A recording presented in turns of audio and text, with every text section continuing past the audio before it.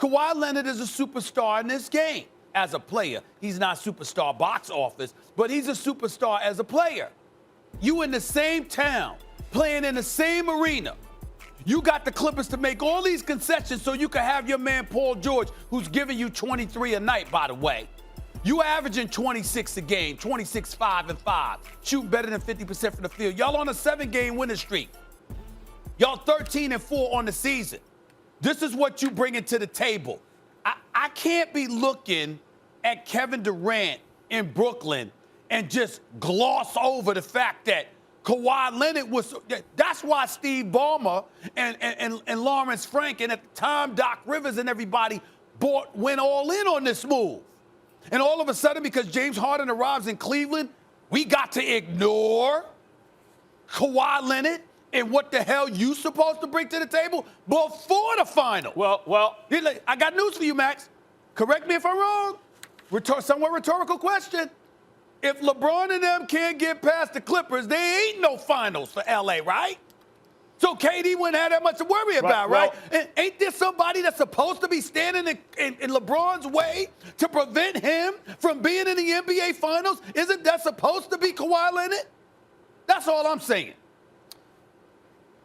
By the way, you said, I know you meant Brooklyn. You said Cleveland. You meant Harden. I meant Brooklyn. But let's talk about that for a second. I respect what you're saying because Kawhi was the guy who threw down the challenge. LeBron was like, come play with me.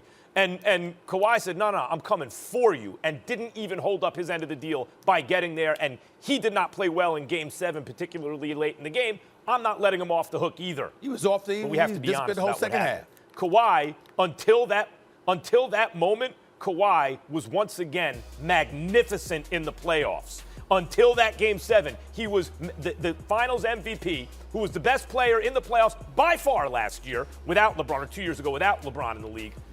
Came back and was magnificent, but he choked in that Game 7. I'm not letting him off the hook for that either. But who's he playing with? Like, he's on a real good team, and Paul George's a real good player. But Paul George ain't an MVP. Forget about the fact that Paul George doesn't show up in the playoffs. Paul George ain't KD.